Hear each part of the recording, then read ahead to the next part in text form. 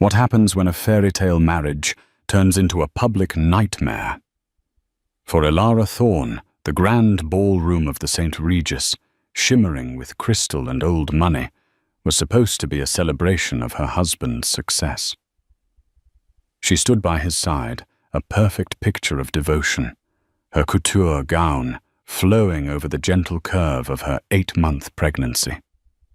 He was the prince of New York real estate. She was his adoring wife, carrying their heir.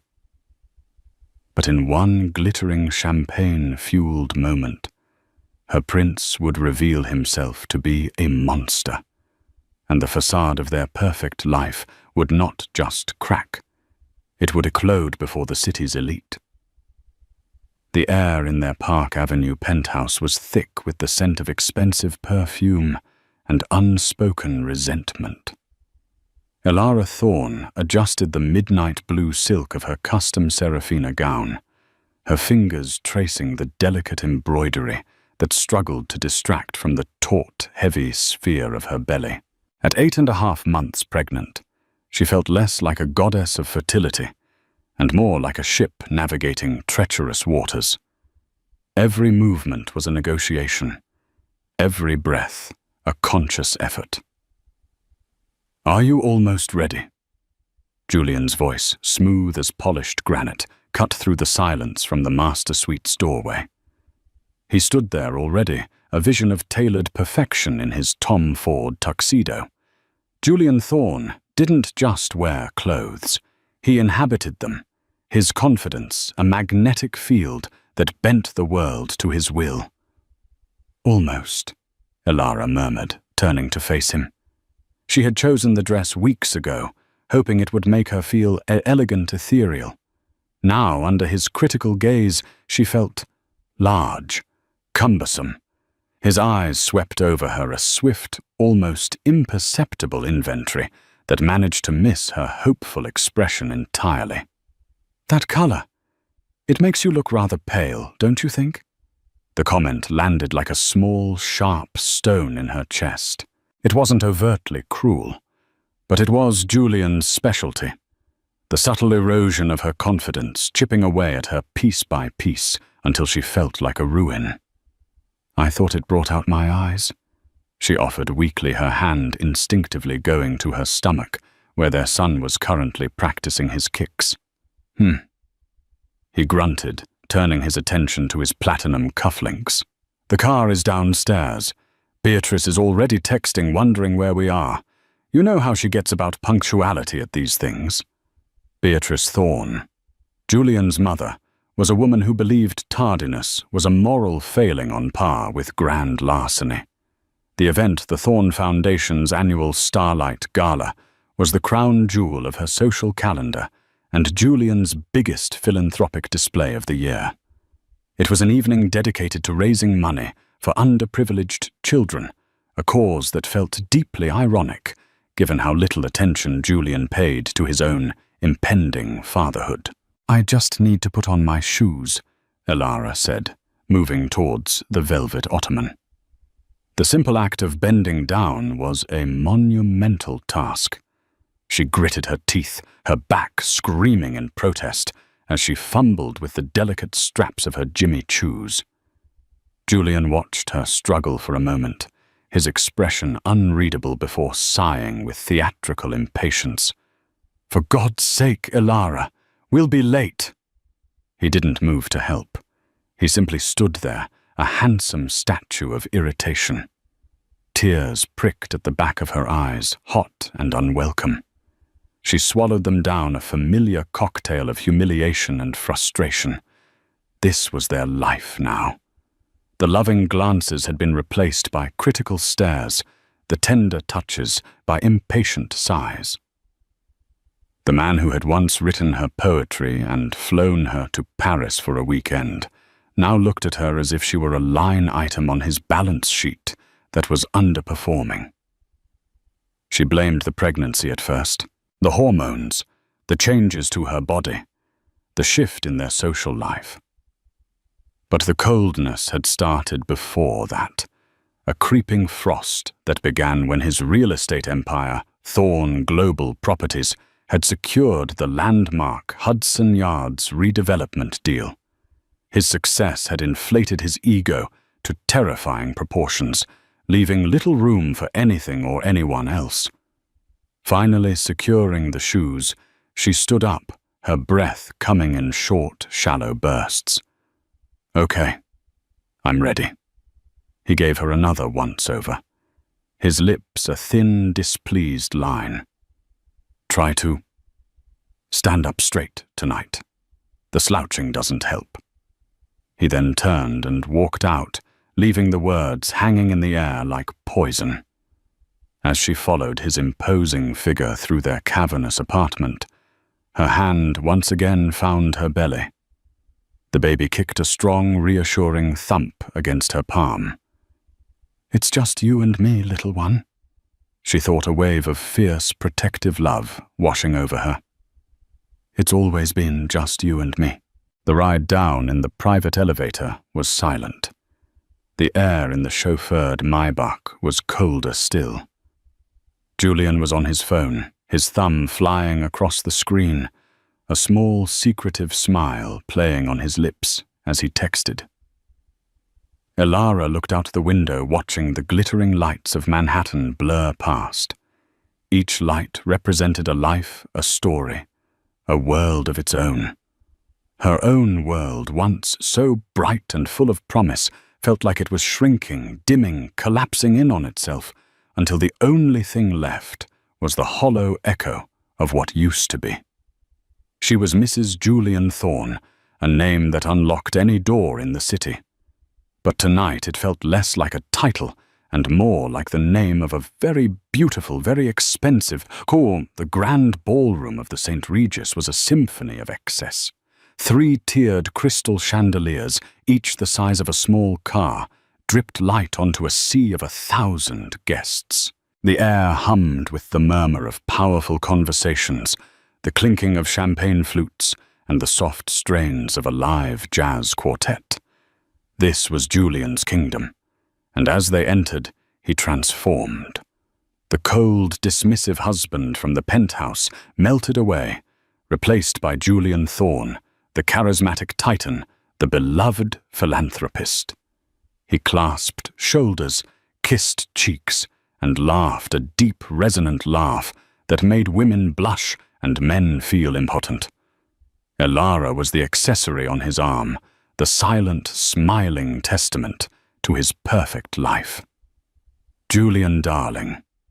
Beatrice Thorne descended upon them, a formidable figure in emerald green taffeta and a fortress of diamonds. Her smile was as bright and hard as her jewelry. "You're late, fashionably, mother," Julian said, kissing the air beside her cheek.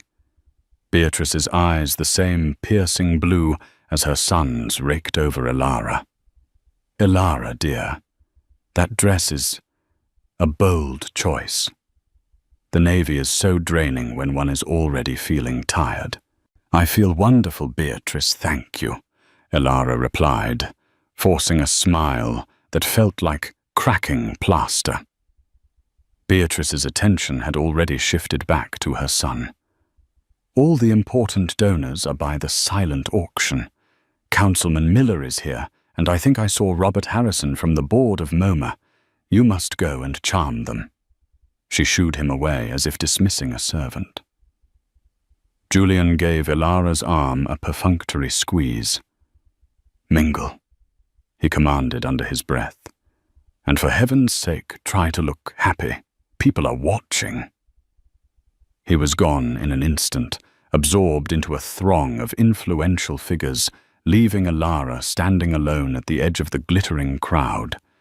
She felt like a boy cut loose from its mooring adrift in an ocean of strangers who looked through her as if she were glass.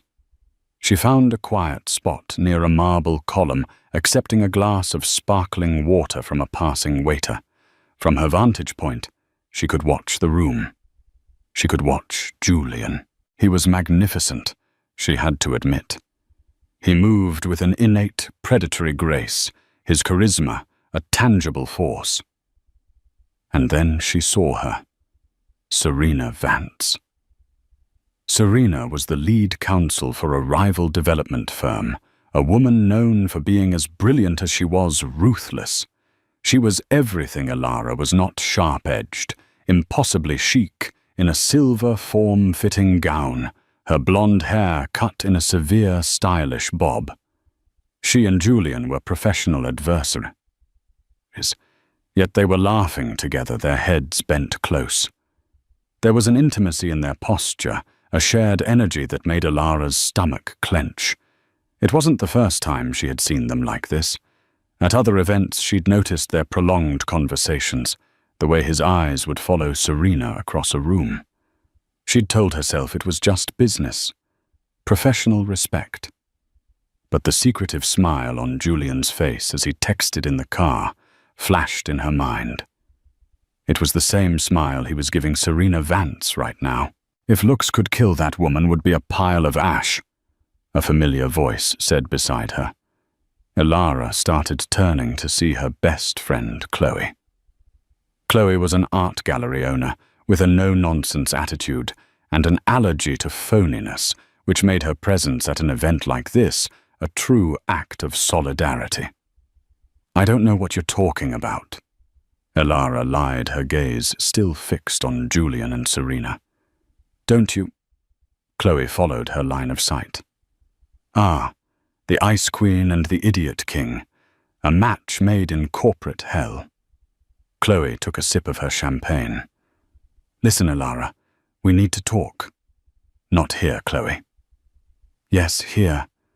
Chloe insisted, her voice low and urgent. "I had a drink with a friend from law school last week. He works at Serena's firm. He said the whispers are getting louder, that Thorne and Vance aren't just professional rivals anymore."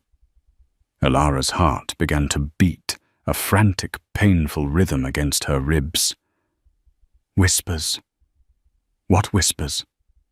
That their rivalry is just a cover, that they're working on something together, a backdoor deal, and that their partnership isn't strictly business. The floor seemed to tilt beneath Alara's feet. She gripped the marble column for support. She had suspected. She had felt it in her bones for months. The late nights at the office, the unexplained business trips, the growing emotional chasm between them.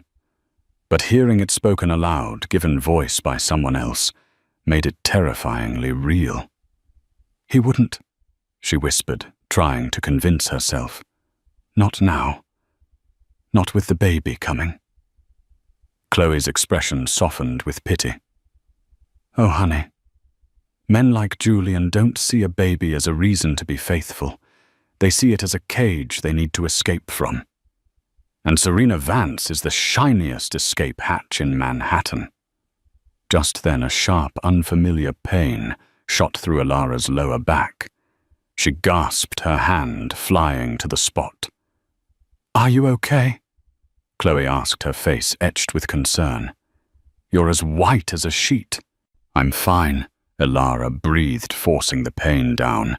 "It's just Braxton Hicks. The doctor said to expect them." But it felt different, sharper, more insistent. The baby shifted violently inside her as if he too could sense the poison in the air. She looked back across the room. Julian had placed a hand on the small of Serena Vance's back, guiding her towards the terrace. It was a gesture of ownership, a gesture that had once belonged to her. The whispers in her own mind were now louder than the buzz of the gala. The puzzle pieces she had refused to look at for so long were snapping into place, forming a picture of betrayal so vast and cruel it stole her breath. And as another, more intense cramp seized her, she had a terrible sinking feeling that the evening was about to get much, much worse.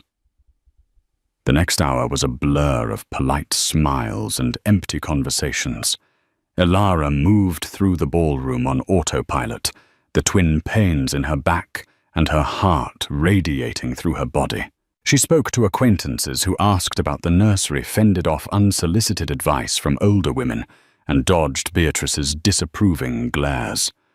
All the while she was acutely aware of Julian, who had returned from the terrace without Serena, his mood inexplicably buoyant.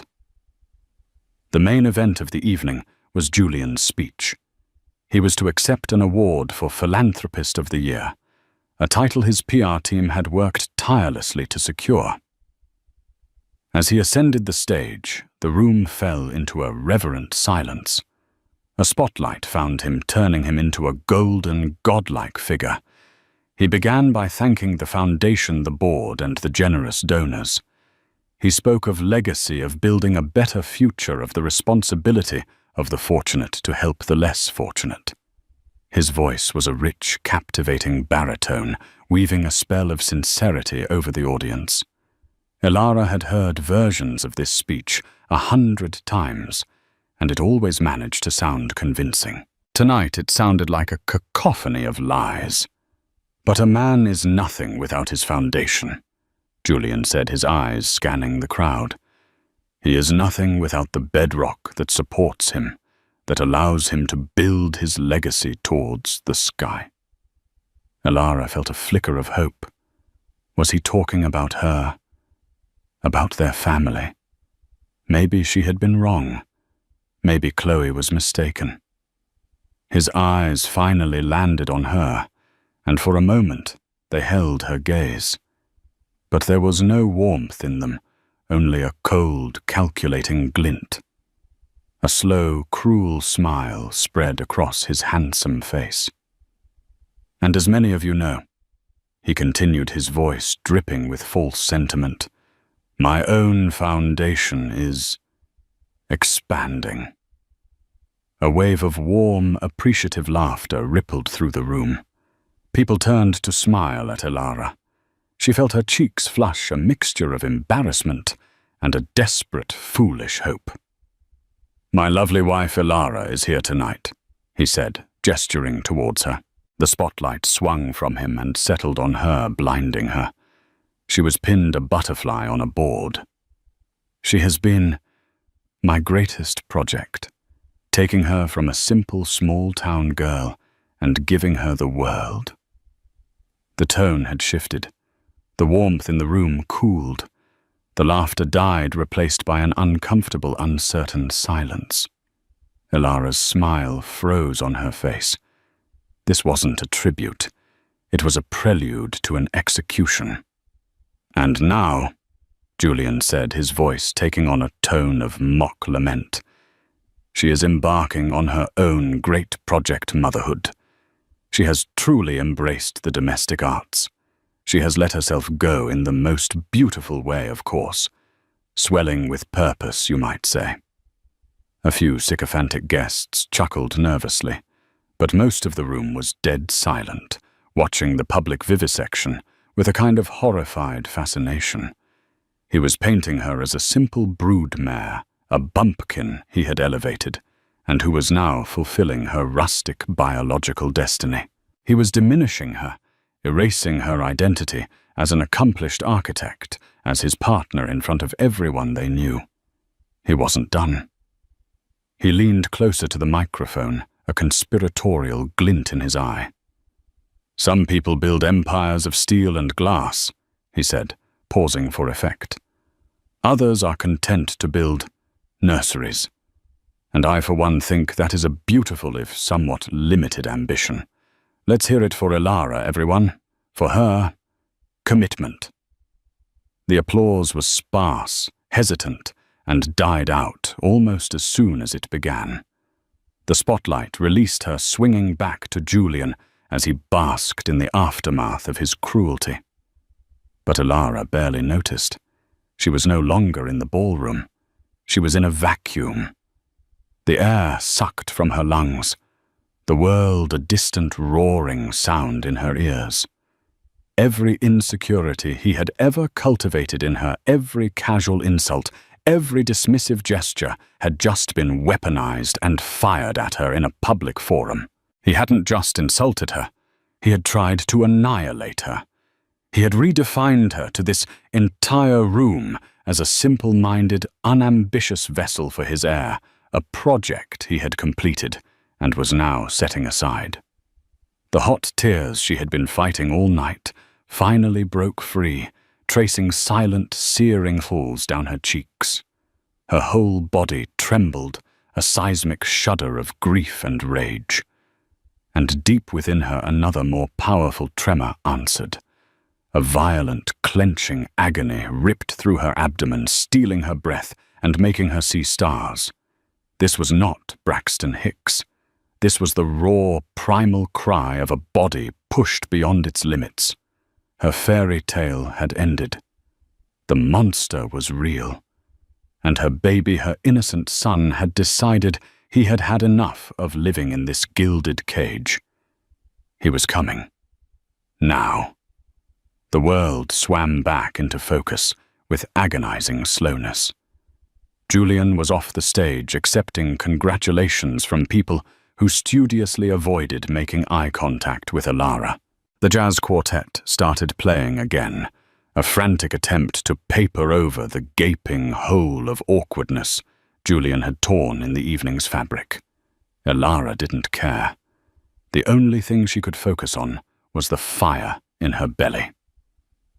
Rage, pure and incandescent, burned away her tears, leaving a terrifying clarity in its wake. She had to get to him. She had to confront him. Pushing her chair back, she stood up on shaky legs. Chloe was instantly at her side. "Alara, let's go. I'll get you out of here." "No," Alara said, her voice a low, dangerous growl she didn't recognize as her own. "Not yet." She began to walk, each step a testament to her willpower. The crowd parted before her as if she were a ghost, their faces a mixture of pity and morbid curiosity.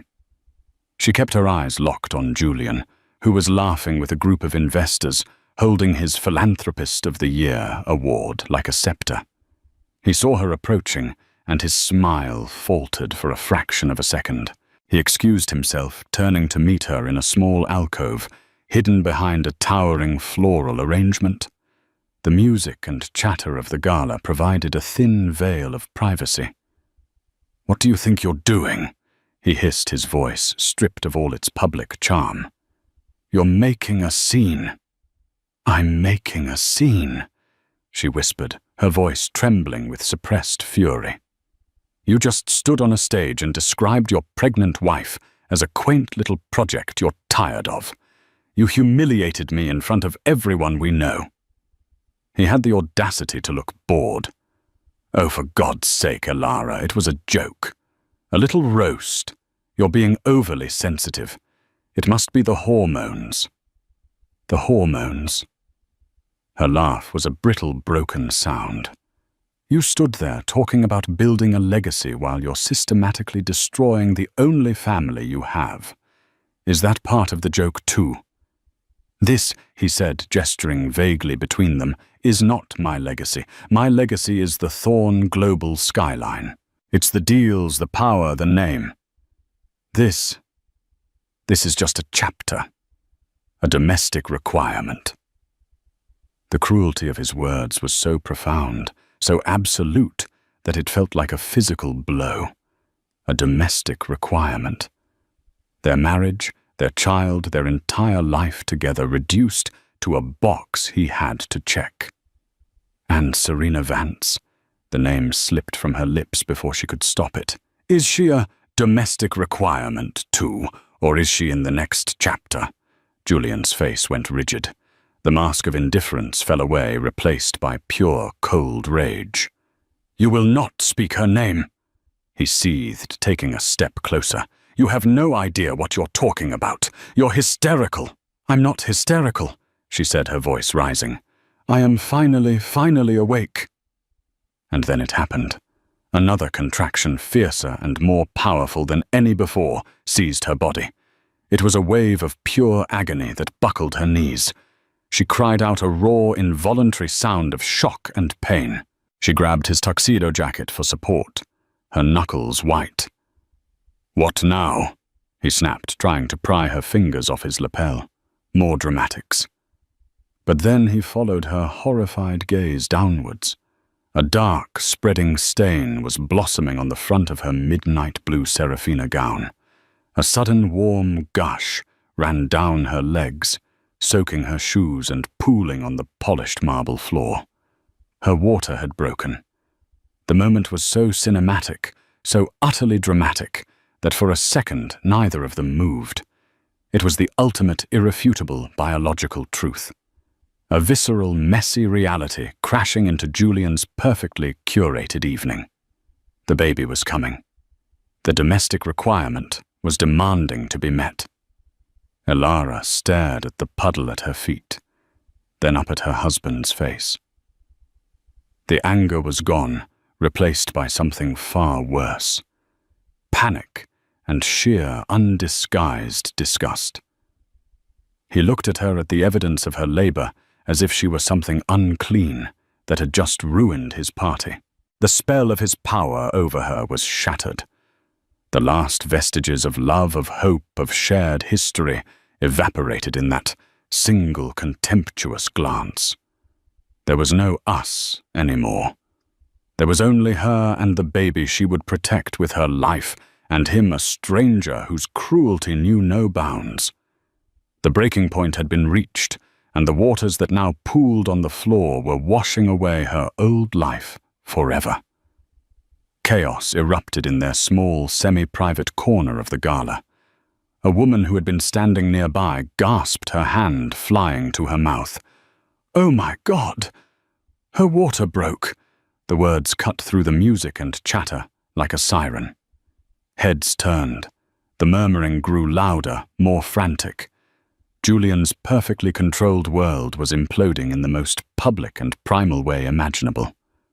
"Do something," Elara gritted out, leaning heavily against the wall as another contraction ripped through her. Julian was frozen, his face a mask of horror. His meticulously planned evening, his moment of triumph, was being literally washed away. He looked trapped, a cornered animal, desperate for an escape route. Chloe pushed through the gathering circle of onlookers, her face a mixture of fury and concern. "Someone call 911, she shouted, taking Elara's arm. "Elara, breathe. Just breathe." "Get her out of here," Julian hissed at Chloe, his voice low and venomous. "Take her through the service entrance. I don't want a scene." "A scene?" Chloe rounded on him, her eyes blazing. "You're worried about a scene. Your wife is in labor. Where the hell is your humanity?" People were closing in their phones, discreetly raised. This was a scandal far more interesting than any silent auction. Julian Thorne, the great philanthropist, the family man, looking at his wife in her moment of ultimate vulnerability, with nothing but cold fury. Panic finally spurred Julian into action, but it was a selfish, desperate panic, focused solely on damage control. He fumbled for his phone, his hands shaking. I need to manage this." He wasn't calling an ambulance. He wasn't calling his mother. He was scrolling through his contacts, his mind clearly on his business, on the fallout. The pain was immense, but through it, Elara found a pocket of chilling calm. It was the calm of a soldier on a battlefield who knows there's no going back. She watched her husband, the father of the child, fighting its way into the world, and saw with absolute certainty what his priorities were. "Don't bother calling your office, Julian," she said. Her voice, though strained, cut through the noise. It was clear and sharp as a shard of ice. Julian froze his thumb, hovering over the screen of his phone.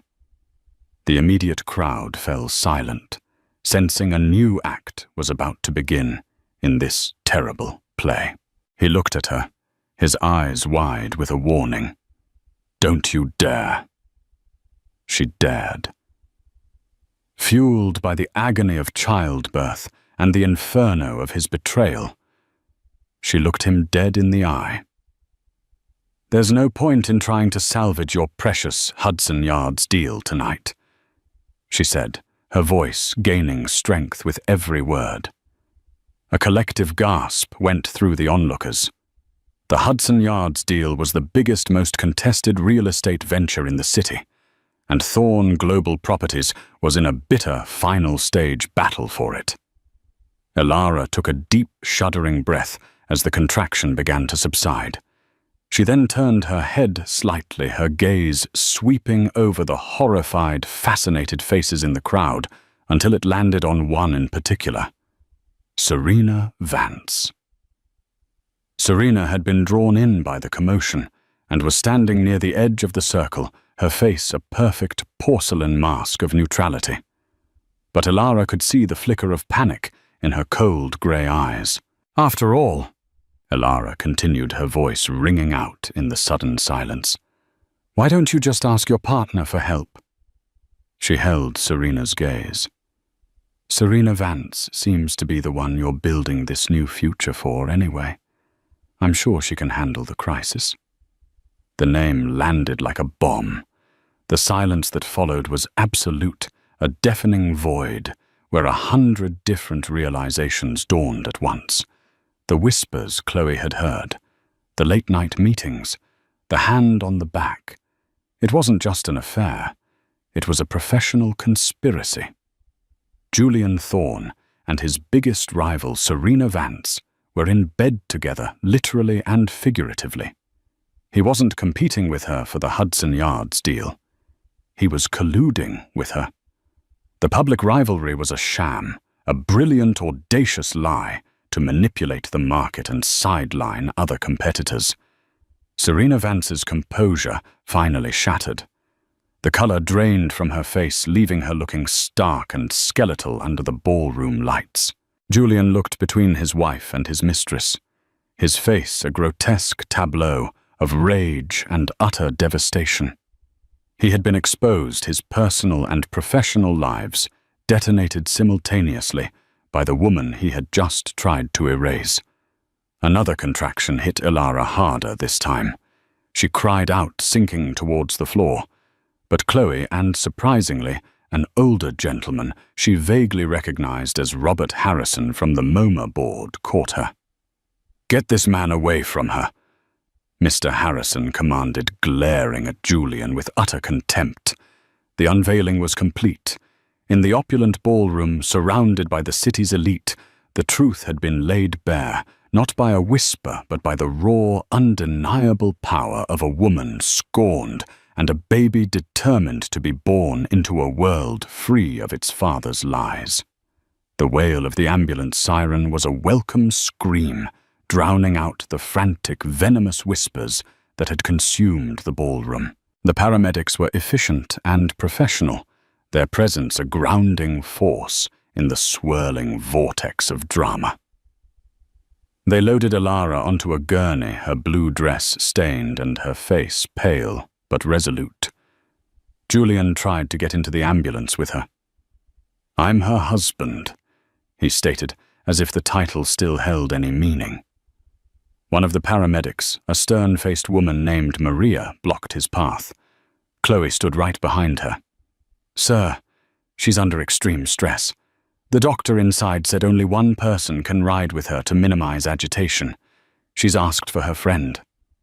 Maria's eyes were like steel. She had clearly assessed the situation in seconds. The look of impotent fury on Julian's face was something Elara would treasure. Defeated, he stepped back as the doors slammed shut, leaving him on the curb, bathed in the flashing red and white lights, surrounded by the wreckage of his own making. Inside the ambulance, the ride to Lenox Hill Hospital was a surreal journey through pain and clarity. Between contractions that felt like her body was being torn in two, Chloe held her hand, murmuring words of encouragement, her presence a lifeline. Elara focused on her breathing, on the life force inside her, on the future. A future without Julian. 7 hours later, just as the dirty grey light of dawn began to break over the Manhattan skyline, Leo Alexander Thorne was born. He was small, angry, and perfect, with a tuft of dark hair and his mother's determined eyes. Holding him for the first time, Elara felt a love so overwhelming and pure that it eclipsed all the pain and betrayal. This was her legacy. This tiny, screaming, beautiful boy. Not a building of steel and glass, but a life of flesh and blood. Julian arrived at the hospital hours later. He didn't come to the maternity ward first. He came with his lawyer, a shark named Marcus Finch. They found Elara in her private room, Leo asleep in a bassinet beside her bed. Chloe stood guard, like a sentinel. "Elara," Julian began, his voice devoid of all emotion. "We need to discuss how we're going to handle this." "There is no we, Julian," she said, her voice tired but firm.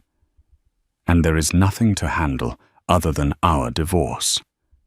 Marcus Finch stepped forward, holding a folder. "Mrs. Thorne, Julian, is prepared to be very generous, provided you sign a non-disclosure agreement regarding his business dealings and personal associations. We can release a joint statement about an amicable separation." Elara started to laugh. It was a raw, weary sound, but it was genuine. An NDA. Amicable. "Julian, did you not see what happened last night? The entire social and financial stratosphere of New York City watched you get exposed. Your personal association with Serena Vance is probably on the cover of the Post by now. The ship of Amicable has sailed, crashed into an iceberg, and sunk to the bottom of the ocean." Julian's face tightened. "Don't be a fool, Elara. Think of your son. You want him to have a comfortable life, don't you? You don't want a protracted, ugly legal battle." It was a threat, plain and simple. "Fight me, and I will ruin you." "What I want," she said, her eyes boring into his, "is for my son to have a mother he can be proud of. One who doesn't roll over and let a bully buy her silence. So you can take your generous offer and your NDA, and you can leave." She looked at her sleeping son. "His name, by the way, is Leo Alexander Reyes. Reyes was my mother's name. He will not carry the name of a man like you." The finality in her voice was absolute. Julian and his lawyer stood there for a moment, stunned into silence by her audacity. She was no longer the quiet, agreeable wife. The woman in this hospital bed was a stranger to them, forged in the fires of public humiliation and childbirth. "You will regret this," Julian snarled as they left. "I will fight you for everything. You will walk away with nothing." The door clicked shut, leaving Elara and Chloe in silence. "Are you sure about this?" Chloe asked softly. "He will make your life hell." Elara looked down at the tiny hand wrapped around her finger. Leo's hand. Her foundation. "He already did," she said. "Now I'm building something new." The aftershocks came quickly. The next day, the Thorne Global Board announced an internal investigation into the Hudson Yards bid. Serena Vance was fired from her firm. The gossip columns were having a field day, painting a lurid picture of corporate espionage and sordid affairs. Julian's philanthropic award was quietly rescinded. A week after Leo was born, a process server delivered the first legal documents to Elara's hospital room. It was a petition for sole custody, citing her emotional instability and public outburst as evidence of her being an unfit mother. The battle had just begun. But for the first time in a very long time, Elara Thorne Reyes felt ready for a fight. 1 year later, Elara stood on a dusty construction site in Brooklyn, a hard hat perched on her head and a roll of blueprints tucked under her arm. The autumn air was crisp, carrying the scent of sawdust and the distant hum of the city. Before her, the steel skeleton of a building rose against the sky, the future site of the Reyes Community Center, a pro bono project she had designed and was now overseeing. Life after Julian was not easy, but it was real. His threats had not been idle. He had unleashed the full force of his legal team, attempting to bury her in motions and depositions. He had frozen their joint assets, forcing her to rely on Chloe, and alone from her estranged but now reconciled family. He painted her in the press as a vengeful, unstable gold digger. But he had made a critical miscalculation. He assumed the woman he was fighting was the same one he had married. He didn't account for the fact that by trying to destroy her, he had stripped away all her fear, leaving only resolve. With the help of a brilliant, tenacious female lawyer, Chloe had recommended Elara fought back. They used the testimony of dozens of gala attendees. They subpoenaed phone records between Julian and Serena. They brought in forensic accountants who uncovered the shell corporations Julian and Serena had created to funnel money and information for their collusive Hudson Yards bid.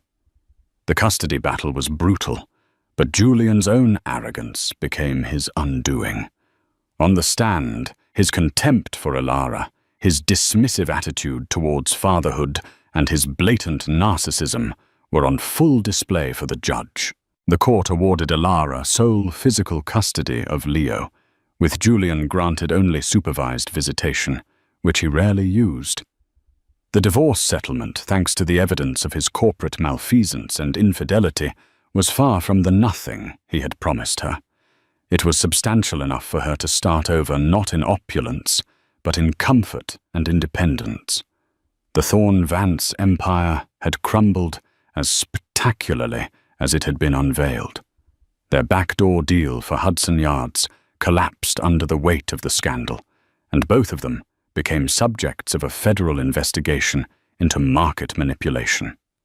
Their affair, deprived of its glamorous high-stakes backdrop, had soured into bitter recriminations.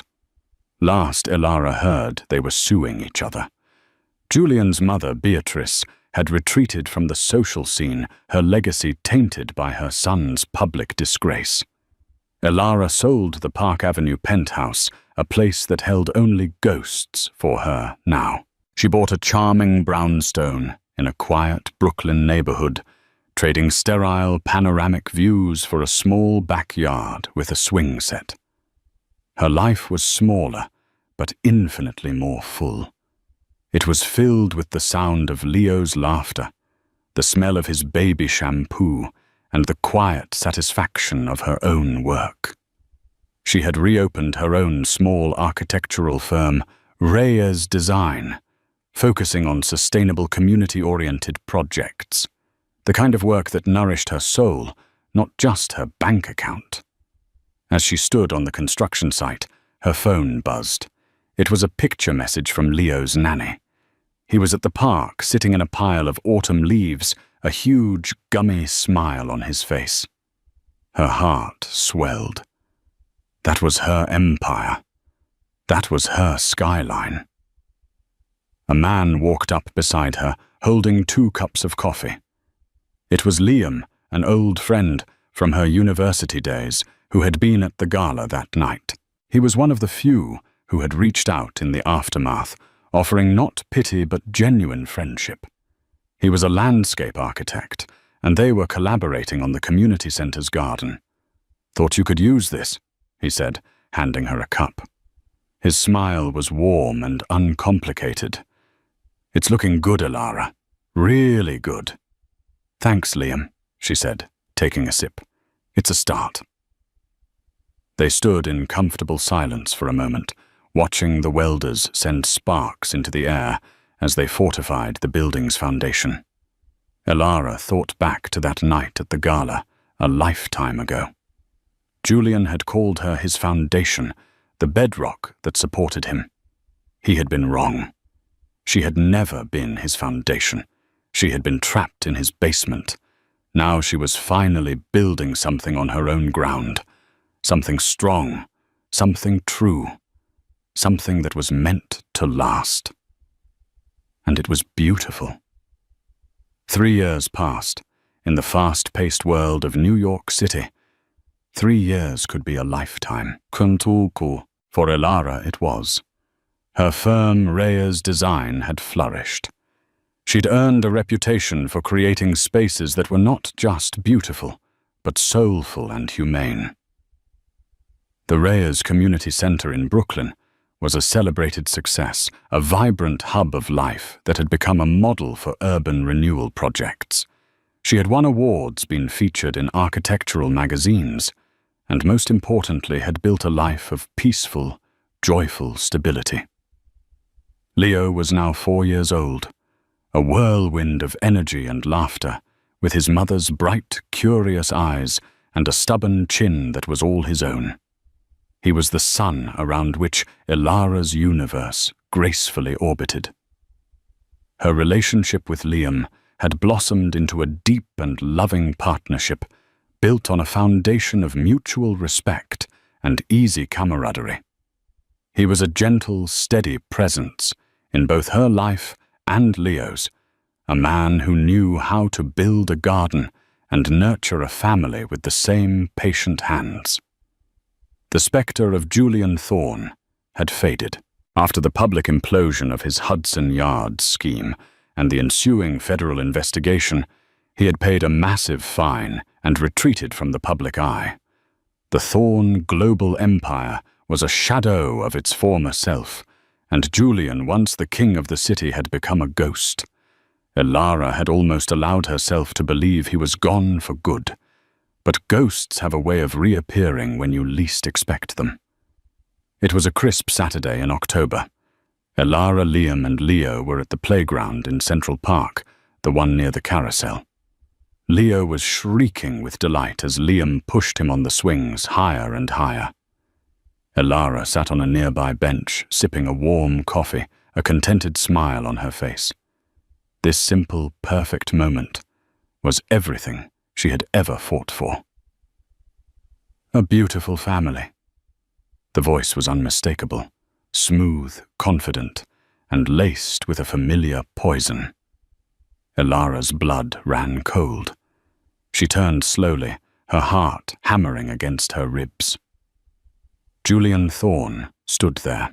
He looked different, thinner perhaps, with a few more lines etched around his eyes, but still impeccably dressed in a cashmere coat that probably cost more than her car. He wasn't looking at her, but at Leo and Liam, a strange, unreadable expression on his face. "What are you doing here, Julian?" Elara's voice was steady, betraying none of the turmoil inside her. "It's a public park, isn't it?" He finally turned his gaze to her. He attempted a smile, a practiced, charming gesture that no longer reached his eyes. "I wanted to see my son."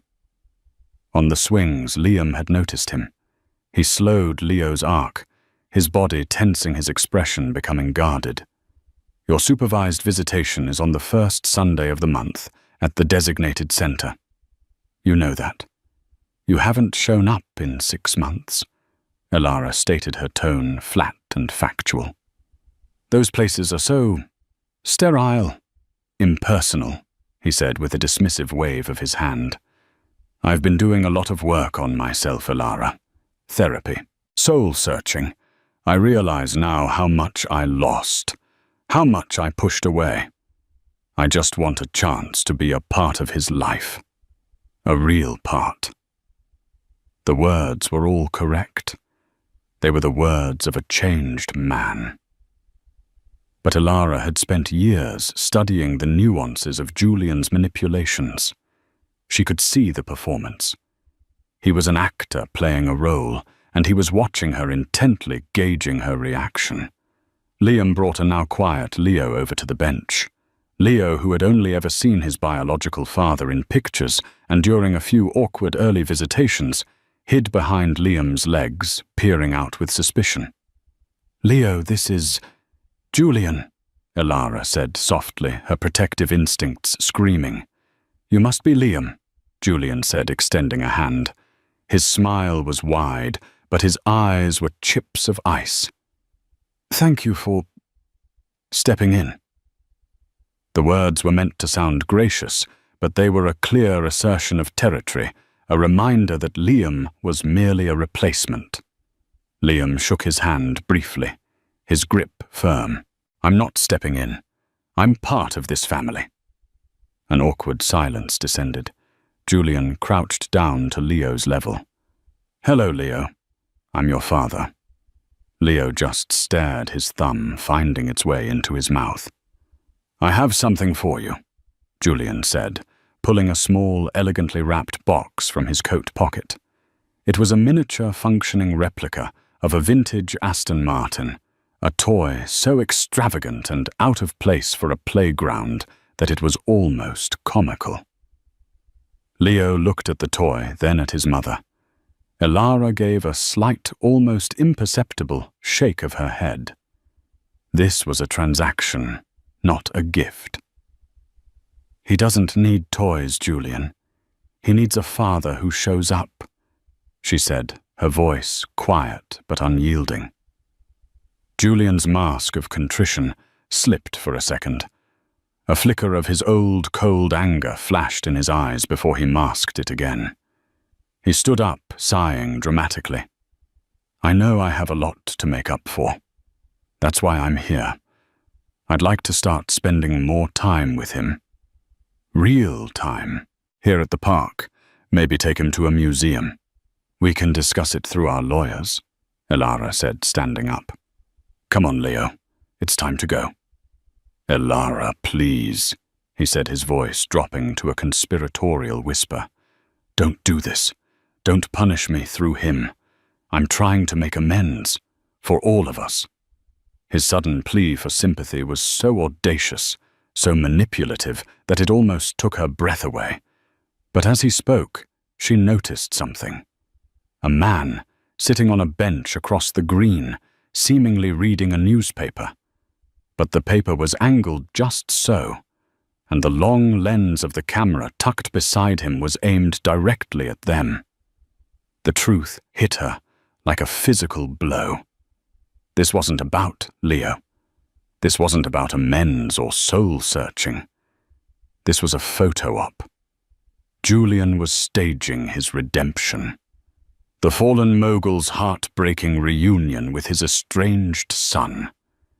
It was a calculated PR move to rebuild his shattered image, and he was using their child as a prop. The last shred of her doubt vanished, replaced by a cold-hard fury. The echo of the man who had humiliated her at the gala was standing right here performing the same kind of public manipulation. Only this time the stage was a children's playground. She scooped Leo into her arms, holding him tight. "Get away from us, Julian," she said, her voice low and dangerous. "And tell your photographer he can go home." She turned and walked away, Liam at her side, leaving Julian standing alone by the swings with his expensive unwanted toy. He didn't call after her. The performance was over. His audience was leaving, and the mask had fallen completely. She could feel his silent, venomous rage following her all the way out of the park. She knew with a chilling certainty that this was not the end. It was a declaration of a new kind of war. The staged photos appeared online the next day on a notorious gossip blog. Julian Thorne, a changed man, trying to reconnect with his son, only to be coldly rebuffed by his bitter ex-wife and her new lover. The narrative was expertly crafted, painting him as a victim and her as the villain. It was a classic Julian move. If you can't win the truth, rewrite the story. For a few days the story gained traction, and Elara felt the familiar sting of public judgment. But this time she was not alone, and she was not silent. Her lawyer issued a concise, brutal statement detailing Julian's 6-month absence from scheduled visitations and the convenient presence of a paparazzi photographer at his spontaneous park visit. Public opinion, already wary of Julian, swung swiftly and decisively back against him. The attempt to use his son for PR backfired, making him look even more monstrous and calculating than before. It was the last straw. Enraged and publicly humiliated once again, Julian came for her. Not with lawyers or photographers, but with the raw, desperate fury of a king who had lost his kingdom and his power. He showed up at the grand reopening of the Reyes Community Center. It was the center's 3rd anniversary, and the event was a celebration of everything Elara had built. The main hall, a soaring space of reclaimed wood, exposed brick and vast windows she had designed, was filled with neighborhood families, local leaders, and the joyful noise of children. Elara was on a small stage, thanking the community with Liam and a happy tuxedo-clad Leo beside her. And then she saw him. Julian was standing at the back of the room, a thunderous expression on his face. He began to walk forward, his presence sucking the warmth and joy out of the air. The crowd parted, a wave of unease rippling through the room. He stopped at the foot of the small stage, looking up at her. "This is quite the little empire you've built," he said, his voice dripping with sarcasm. "All on my money, of course. You should be thanking me." Elara's heart pounded, but her voice was calm as she spoke into the microphone. "Thank you all for coming," she said to the stunned crowd.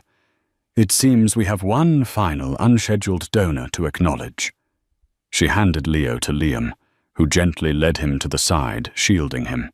She stepped down from the stage to face Julian on the floor on his level. She was no longer looking down on him, nor was she cowering beneath him. They were for the first time equals. "You have nothing, Julian," she said, her voice low enough that only he could hear. "Your money didn't build this. This was built with talent and hard work. It was built with integrity. Concepts you wouldn't understand." "Integrity?" He scoffed, his voice rising. "Don't you dare preach to me about integrity. I picked you up from nothing. You were a small town girl with a portfolio of quaint little drawings. I gave you a name. I gave you a life. I gave you a son, and you threw it all away. You didn't give me anything, Julian. You tried to cage me," she corrected him, her gaze unwavering. "You thought I was a project you could build and then abandon like one of your glass towers. But you made a mistake. You thought my foundation was you. You were wrong." She gestured around the room, at the children, laughing at the families, talking at the vibrant art on the walls. "This is my foundation. Truth, community, love. Things you can't buy or bully or manipulate. You stand here in a house that truth built, and you are a ghost. Your empire was a house of cards Julian built on lies and secrets. It was destined to fall." He stared at her, his face contorted with a rage so profound it seemed to vibrate. He had come here for a final public showdown, expecting to shatter her with his presence, to remind her of his power. But his words had no effect. His anger was a storm breaking against a sea wall. She wasn't afraid of him anymore. She pitied him. In her calm, pitying eyes, Julian Thorne finally saw his own defeat. It wasn't a legal loss or a financial one. It was a total spiritual annihilation. He had no power here. He had no power over her. He was irrelevant. Without another word, he turned and stalked out of the building. No one watched him go. The life of the party, the community immediately swelled to fill the space he had vacated, the joyful noise returning as if he had never been there at all. Elara watched the door swing shut behind him, and for the first time she felt the last heavy chain of her past fall away. Liam came to her side, his hand finding hers. Leo ran to her, wrapping his small arms around her legs.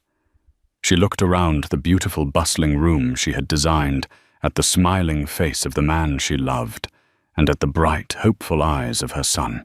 She had once been the silent, pregnant wife, publicly shamed at a gala.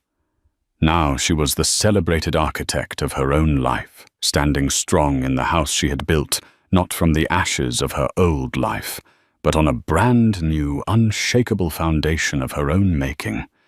The story wasn't about him anymore. It was, and always had been, about her. Elara's story is a powerful reminder that sometimes our greatest breakdowns lead to our most profound breakthroughs. The night that should have been her ultimate humiliation became the moment of her liberation. She walked through the fire of public betrayal and emerged not as a victim, but as the architect of her own new life. Her journey from the gilded cage of Park Avenue to a place of true self-worth and happiness is a testament to the incredible strength that lies within us, often waiting for a crisis to be unleashed. If Elara's journey from heartbreak to empowerment moved you, please show your support by hitting the like button and sharing this video with someone who might need to hear it. Don't forget to subscribe and click the notification bell so you don't miss our next story. In the comments below, tell us, have you ever witnessed a moment where the truth exploded in the most public way possible? We'd love to hear your story. Thank you for listening. They say money can't buy happiness. But for Chloe Vance, it was the only currency that mattered.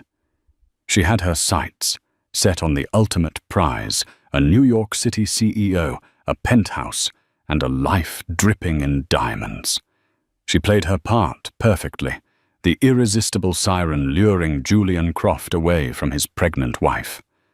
Chloe thought she was writing her own fairy tale, securing her future, one secret rendezvous at a time. She never imagined that every whispered promise, every stolen kiss, and every expensive gift was just a scene in a much larger play.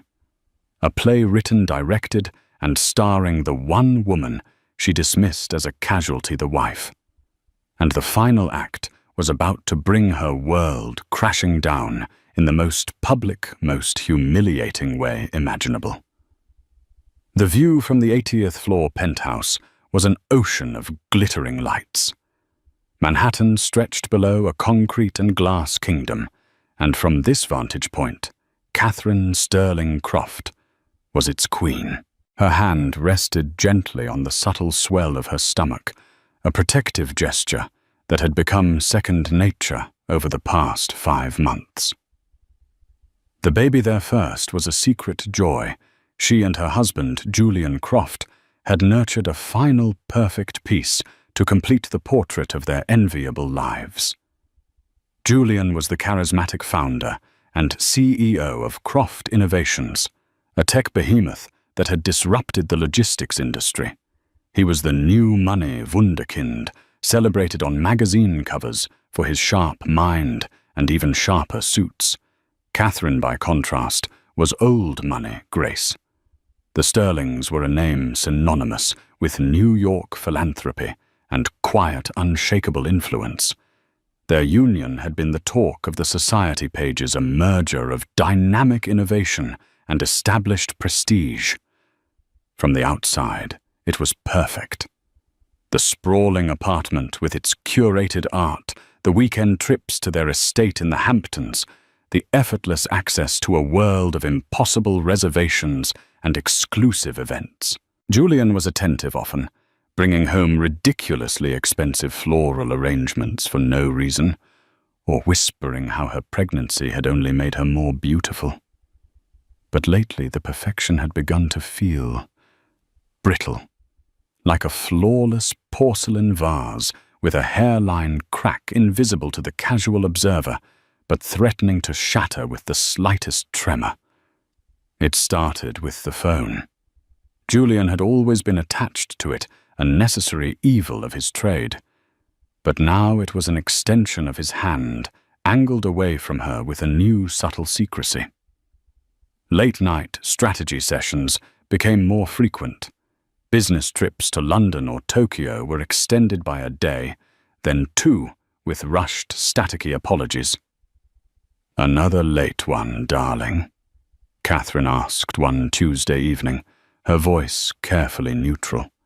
She was arranging white peonies in a crystal vase on the marble island in their kitchen.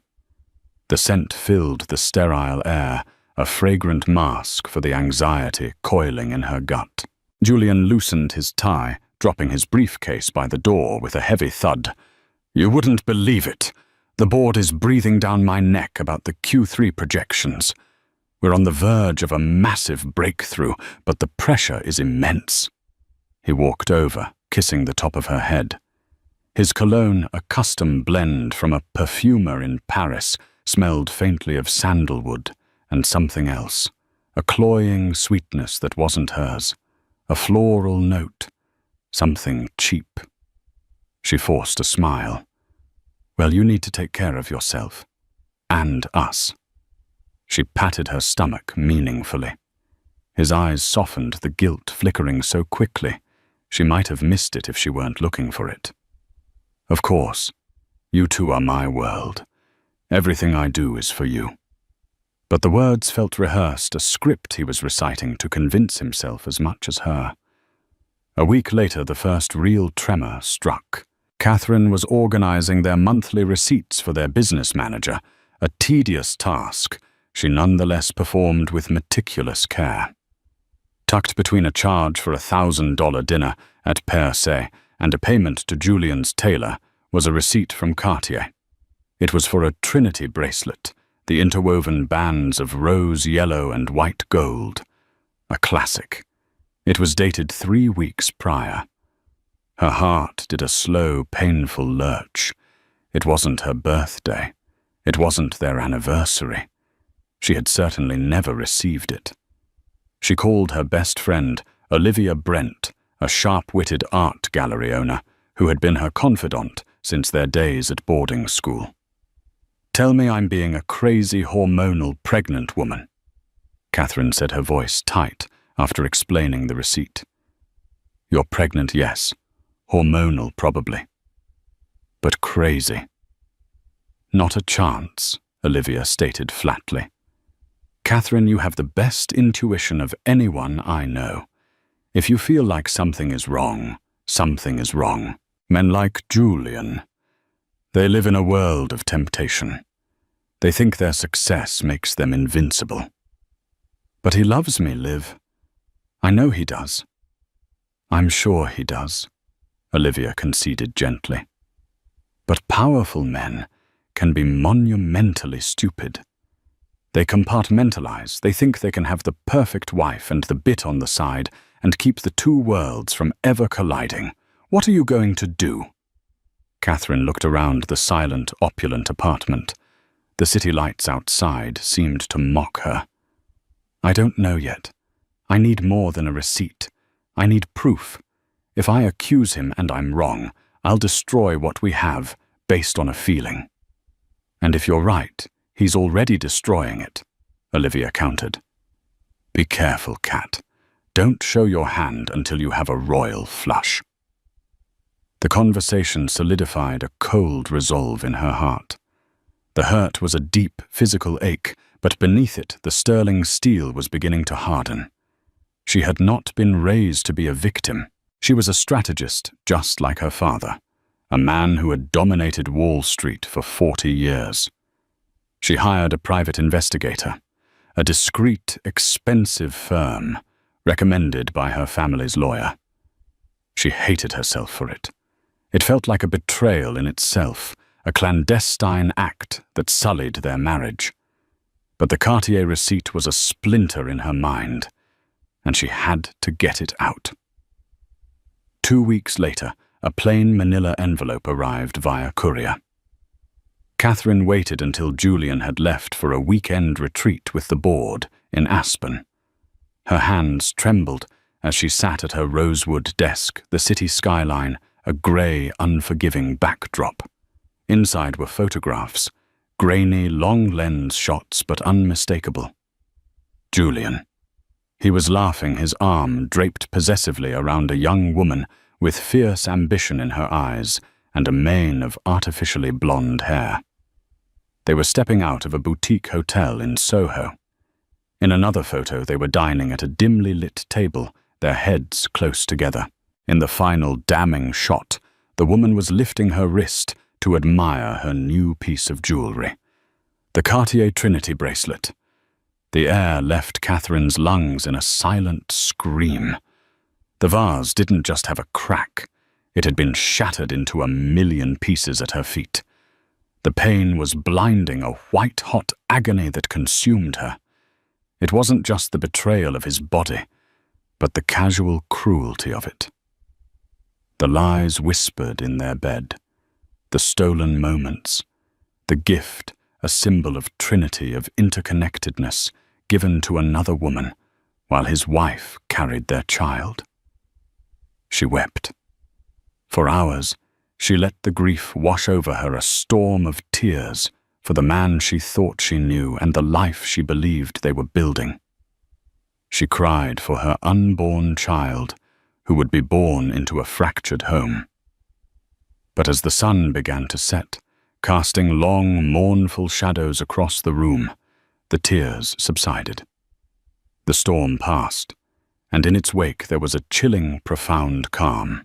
The hurt was still there, a cold, heavy stone in her chest, but it was no longer her master. It was fuel. Olivia was wrong. A royal flush wasn't enough. Confronting him would lead to tearful apologies, empty promises, a messy divorce where lawyers would pick over the bones of their life. Chloe, the woman in the photos, would likely get a settlement and fade away, a minor footnote in their drama. Julian might even eventually be forgiven. No. That was not justice. That was not a solution. It was a concession. A simple divorce was a release. What Julian and that woman deserved was a lesson, a reckoning, a meticulously crafted, perfectly executed ruin that would not only end their affair, but would dismantle the very foundation of the mistress's ambition and force Julian to confront the chasm of his own weakness. She picked up her phone, her hand steady now. She didn't call a lawyer. She called the one person in the world she knew would understand the need for something more than just revenge. The one person who would relish the game. Her brother, Marcus Sterling. "Marcus," she said, her voice devoid of any emotion. "I need your help. It's about Julian, and I have a plan." Chloe Vance believed in manifestation. Not the gentle yoga and incense kind, but a ruthless, focused targeting of desire. And her desire had a name, the 1%. From her cramped studio apartment in Bushwick, a stark contrast to the world she craved, she would scroll through Instagram and Forbes, studying the habitats and habits of the ultra-rich. She saw herself not as an outsider looking in, but as a predator studying her prey. Her friend Zara, who worked as a bottle service girl in a meat-packing district club, was her co-conspirator and enabler. "Look, Chloe," Zara had said, perched on the edge of Chloe's bed and filing her acrylic nails. "You're gorgeous, you're smart, and you're hungry. Don't waste that on some broke artist who thinks sharing an Uber is splurging. You're built for better things. You just need the right launch pad." Chloe couldn't agree more. She'd worked for 2 years as a junior marketing associate at a stodgy second-tier tech firm, watching men with half her wit and a tenth of her drive get promoted because they'd gone to the right schools or played golf with the right people. She saw the system was rigged. so she'd decided to rig it back in her favor. Marriage, she concluded, was the fastest, most effective merger and acquisition a woman like her could execute. Julian Croft became her target by design. She'd read a feature on him in Wired magazine detailing his meteoric rise. He was brilliant, driven, and most importantly married to a woman who seemed in Chloe's estimation to be a boring old money placeholder. Catherine Sterling Croft was beautiful in a classical, understated way, but she lacked the fire, the edge that Chloe cultivated. She was a museum piece. Chloe was a living flame. Chloe engineered their first meeting with the precision of a military campaign. She learned from a disgruntled ex-employee on LinkedIn that Julian often went for a solitary drink at the Aviary, a high-end cocktail bar in Columbus Circle, to decompress after a tough week. She chose her armor carefully, a silk slip dress that was just a little too daring for the venue heels that made her legs look endless, and a perfume, a heady, almost aggressive gardenia scent that was impossible to ignore. She sat at the bar, nursing a single expensive cocktail, and waited. When Julian walked in, looking weary and powerful, she accidentally caught his eye and gave him a small conspiratorial smile. As he sat a few stools down, she pretended to be engrossed in a book, ironically, a biography of Napoleon. It took him less than 10 minutes. "That looks like heavy reading for a Friday night," he said, his voice as smooth as the aged whiskey the bartender was pouring for him. Chloe looked up, feigning surprise. "I find it's best to learn from those who knew how to conquer the world." She closed the book, her fingers tracing the title. "Chloe Vance," she said, extending a hand. Her nails were immaculate, painted a deep predatory red. "Julian Croft." "I know," she said with a confidence that bordered on arrogance. "Everyone in the tech world knows who you are." The hook was in. He was flattered. Over the next hour, she played him like a virtuoso. She was impressed by his work, but not starstruck. She challenged his opinions on market trends, showing she was more than just a pretty face. She listened intently, her gaze never wavering, making him feel like the only man in the universe. She was a perfect cocktail of intellect, beauty, and unabashed admiration. She never mentioned his wife. When he glanced at his wedding ring, a solid platinum band, she simply let her eyes follow his. A flicker of something disappointment, understanding passing through them before she smiled and changed the subject. She was planting a seed she doesn't judge, she understands. He walked her to the curb to get a taxi. "I shouldn't," he said, the internal conflict clear on his face. "But I'd love to continue this conversation." "I'm not a home wrecker, Julian," she said softly, placing a hand on his arm. Her touch was electric. "But I'm also not blind. I see a man who isn't being celebrated. If you ever want to talk to someone who gets it, you have my number." She had already written it on a napkin and slipped it into his suit pocket when he wasn't looking. It was a bold, presumptive move, and it paid off. He texted her the next day.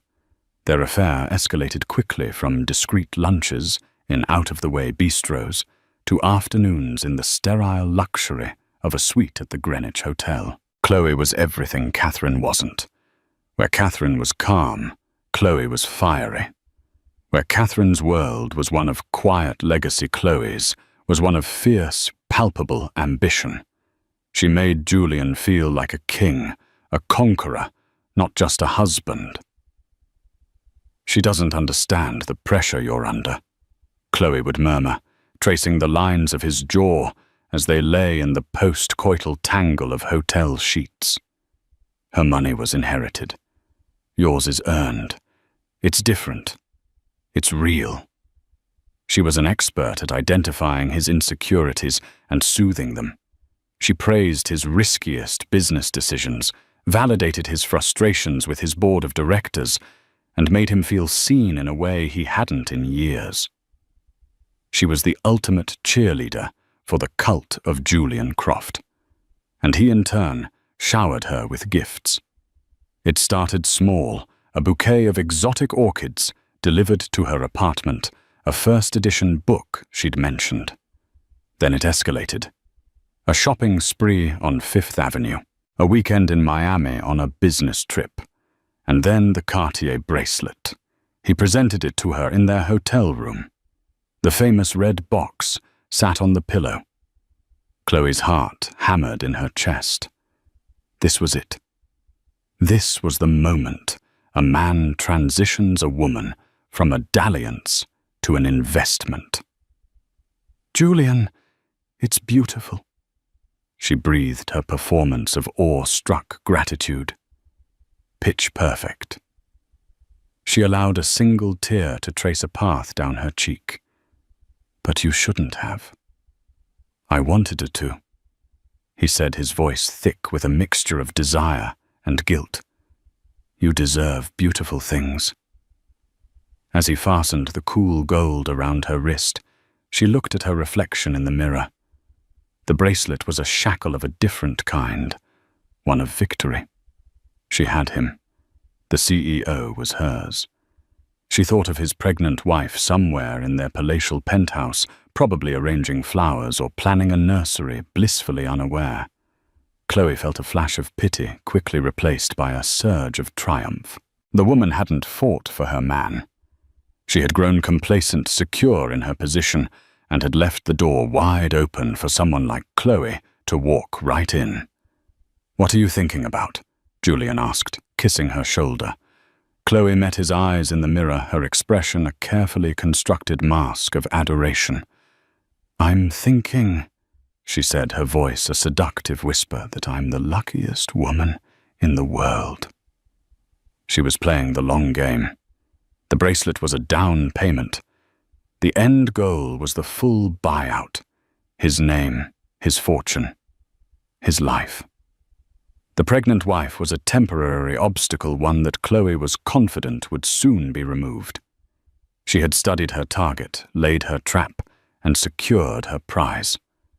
She was the serpent in their Eden, and she had just convinced Adam to take the first bite.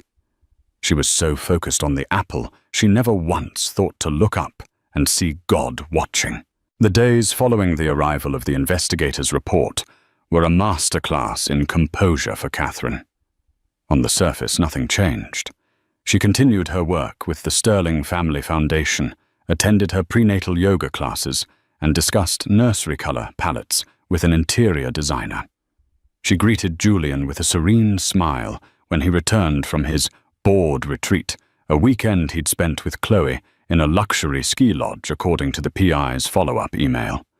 She listened to his stories of high-altitude negotiations, her heart a frozen stone in her chest. Each lie he told was another brick in the wall she was building around it.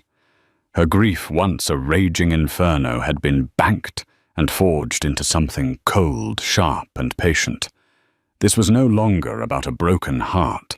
It was about protecting her legacy and her child's future from the collateral damage of Julian's weakness and his mistress's greed. Her brother Marcus Sterling arrived at the penthouse 2 days after her call. He was Catherine's opposite in many ways.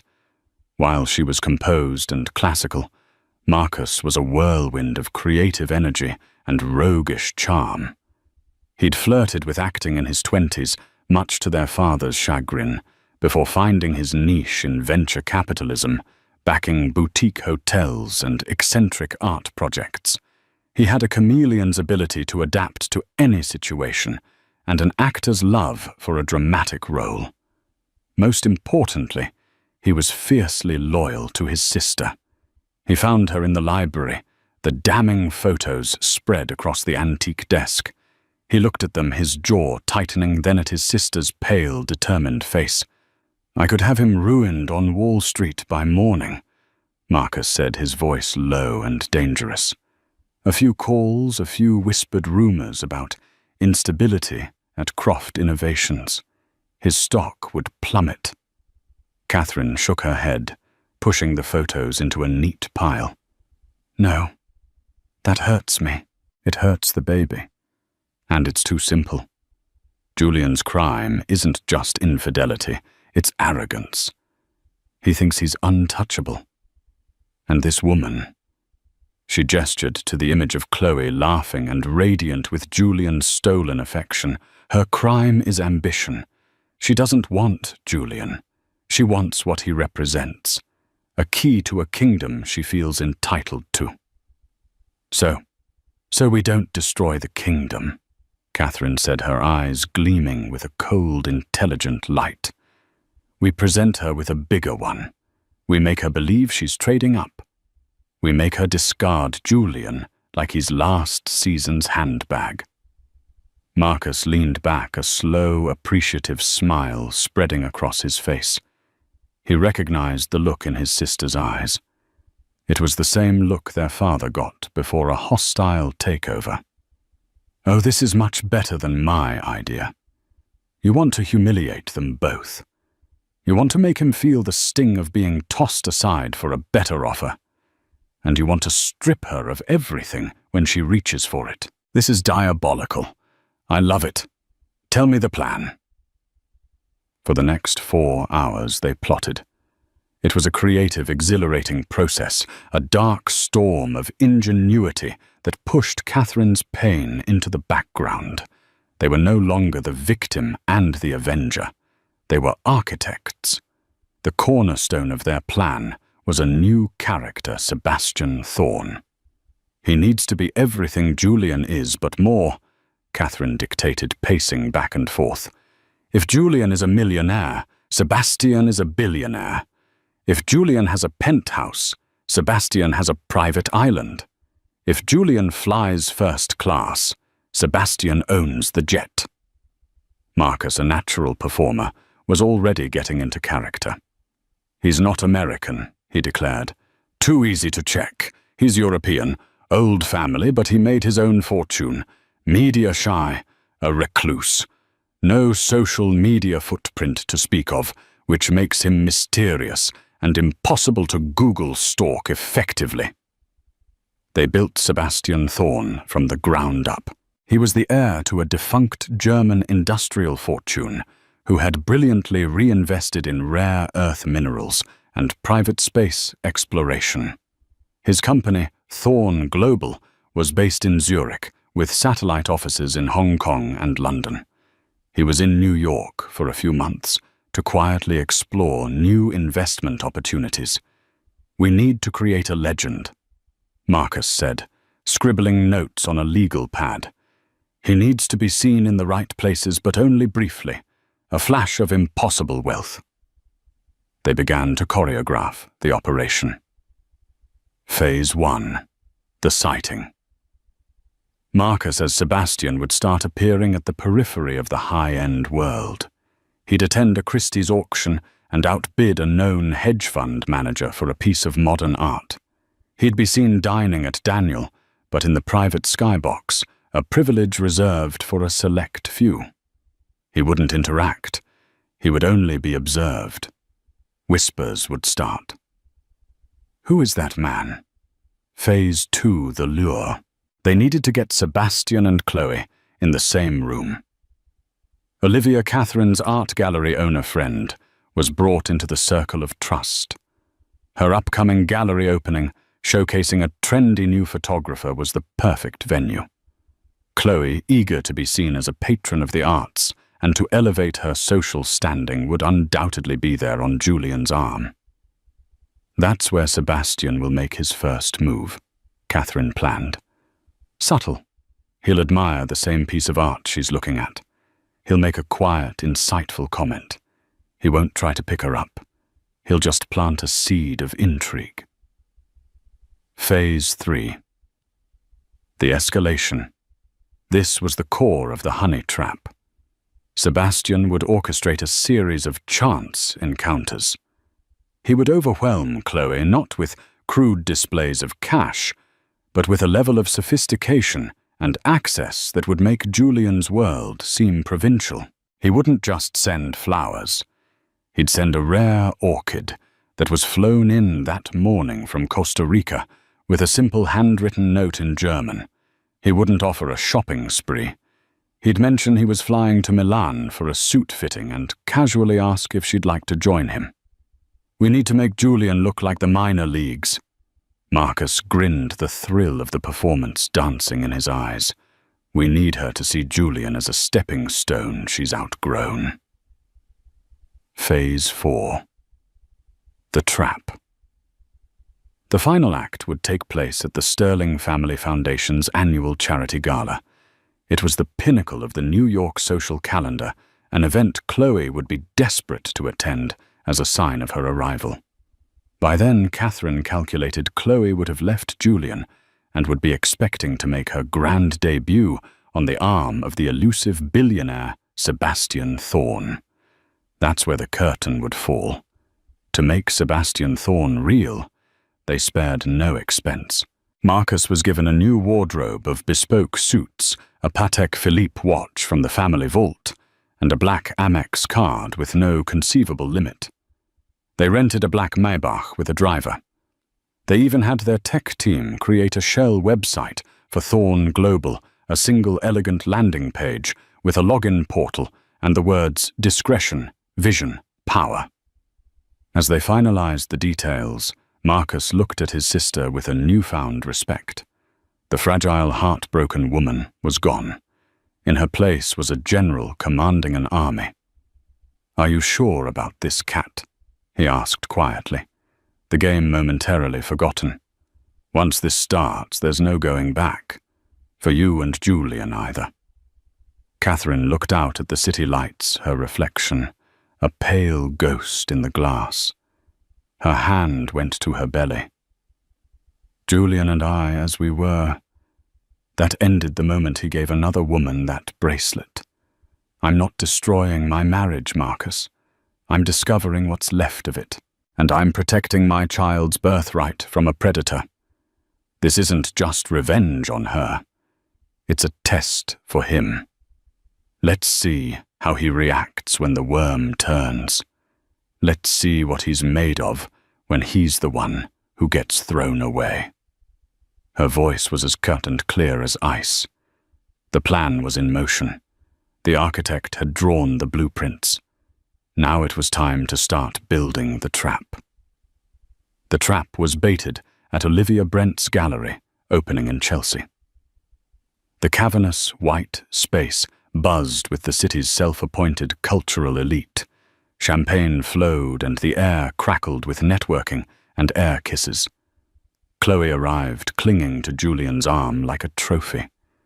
She was wearing a crimson dress that was a shade too loud for the minimalist art on the walls, a deliberate choice to ensure she stood out. She surveyed the room with the keen eye of a hawk cataloguing the influential faces, desperate to be seen to be included. Julian looked distracted. A man pulled in two directions. He introduced Chloe to a few acquaintances, with a forced casualness that didn't go unnoticed, referring to her as a marketing consultant. The lie hung awkwardly in the air. Catherine had prepared Marcus meticulously. "Don't approach her directly," she'd instructed. "Let her see you. Let her feel your presence before you ever say a word." Marcus, in his persona as Sebastian Thorne, was a masterpiece of understated power. He wore a dark, tailored suit with no tie, a look of effortless European elegance. He didn't mingle. He stood alone near a large, dramatic photograph of a stormy sea, a glass of mineral water in his hand, observing the scene with a look of detached amusement. He radiated an aura of such profound self-assurance that he created his own gravitational pull. People noticed him. They whispered. Chloe noticed him. While Julian was cornered by a tech journalist, she found her eyes drifting to the mysterious stranger. He was handsome, but more than that, he was intriguing. He wasn't working the room. He was above it. As she moved to get a fresh glass of champagne, she found herself standing near the same photograph he was observing. "It's powerful, isn't it?" a deep voice with a faint, unplaceable European accent said beside her. She turned. It was him. Up close, his presence was even more formidable. "It is," she managed her voice, a little breathless. "It feels chaotic and beautiful at the same time." "A perfect metaphor for life," he said, his eyes scanning the photograph, not her. "It's by a German artist I collect. He manages to capture the sublime terror of nature. Most people just see a pretty picture of a wave." He finally turned his gaze to her, and his eyes, a startlingly clear blue, seemed to look right through her. "You don't strike me as someone who just sees the pretty picture." Chloe felt a jolt. He wasn't just complimenting her looks, he was complimenting her perception. It was a far more sophisticated line than any she had heard before. "I try not to be," she said, her voice dropping to a more intimate register. "I am Sebastian," he said, giving a slight bow of his head instead of offering a hand, a deliberately formal old-world gesture. "Chloe," she replied. Before she could say more, Julian reappeared at her side. "Everything okay?" he asked, his arm sliding possessively around her waist. He eyed Sebastian with a flicker of territorial suspicion. Sebastian gave Julian a dismissive glance, a micro-expression of such profound disinterest that it was more insulting than any glare. "Enjoy the evening," he said to Chloe, and then he simply turned and walked away, melting into the crowd.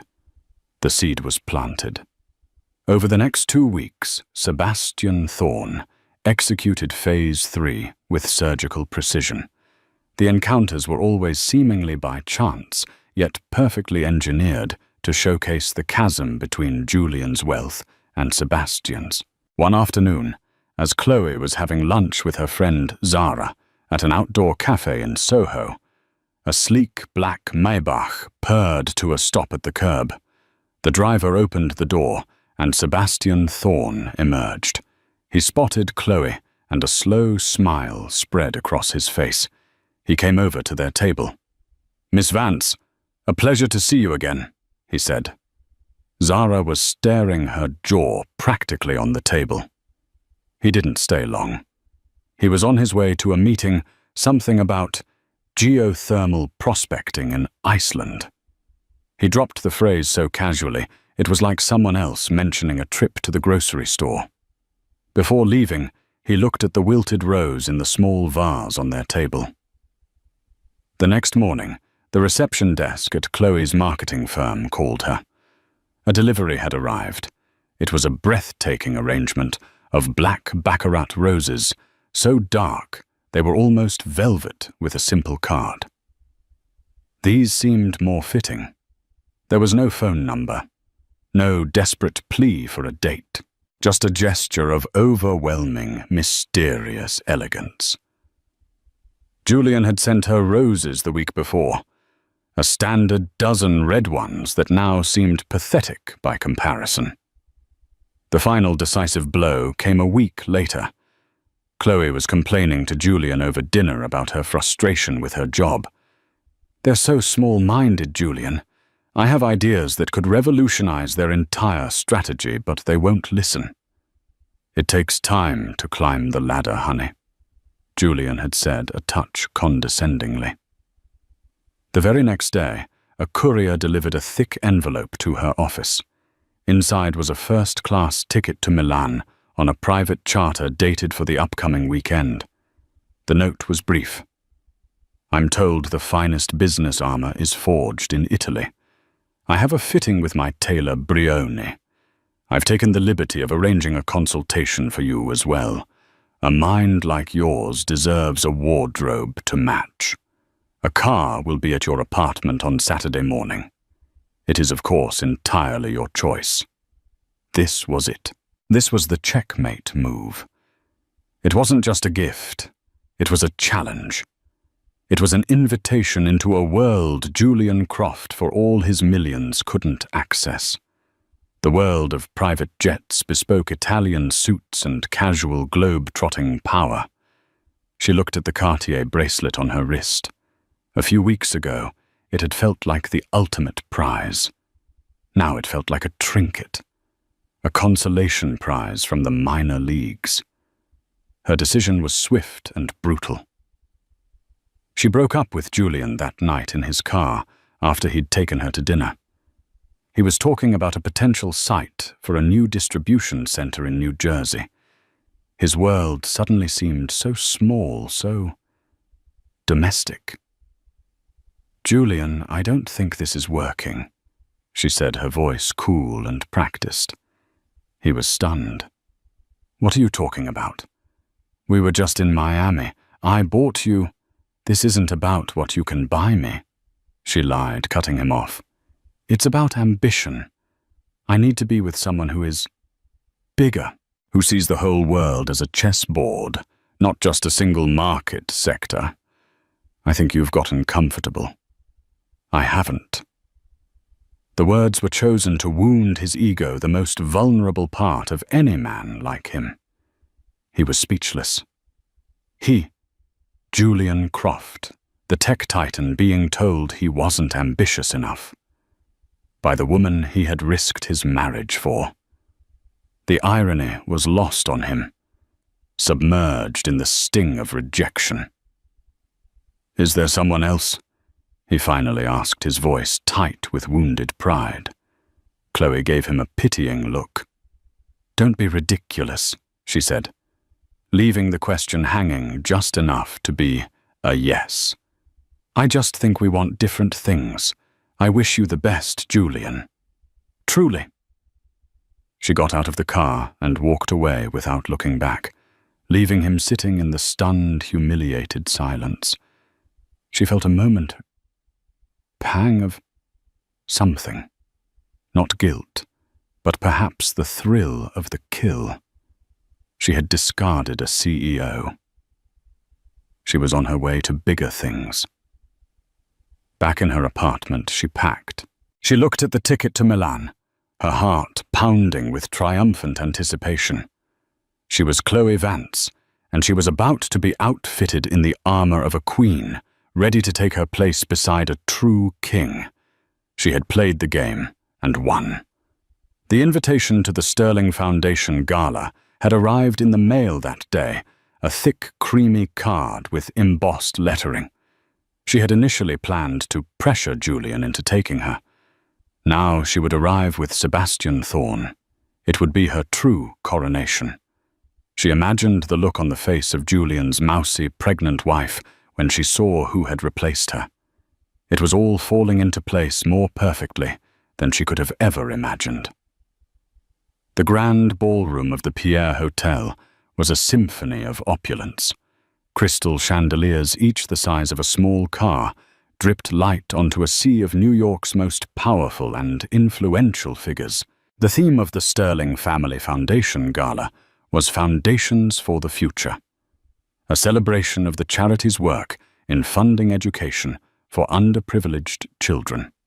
For the guests, however, it was the ultimate arena for showcasing status and wealth.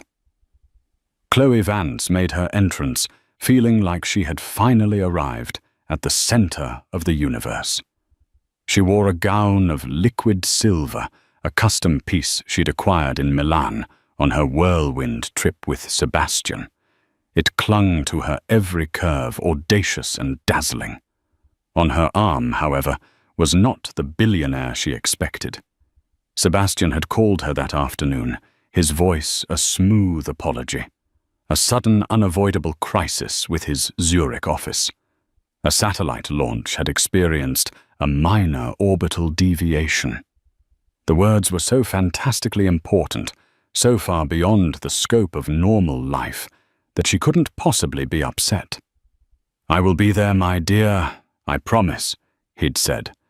"But I will be late. Please go ahead. My driver will take you. I want you to make your entrance. You will be the most radiant woman in the room. I will find you the moment I arrive." So she had arrived alone, a move that was in itself a statement of confidence. She walked in, not as a +1, but as a woman who belonged. She could already feel the whispers, see the curious glances. Who is she? The story she would tell that she was waiting for, Sebastian Thorne, would only add to her mystique. Her eyes scanned the room. Searching. She saw Julian almost immediately. He was standing near the bar, looking drawn and haggard, nursing a scotch. He saw her, and his face tightened with a mixture of pain and anger. Chloe met his gaze for a moment, giving him a small, pitying smile before turning away. The satisfaction was exquisite. Then she saw her. Catherine Sterling Croft was standing at the center of a small group, the undeniable focal point of the room. She was not in a flashy gown, but an elegant, deep blue velvet dress that fell gracefully over her pregnant form. Diamonds glittered at her throat and ears, the kind of quiet, heavy jewels that are passed down through generations, not bought on a whim. She wasn't trying to be the center of attention.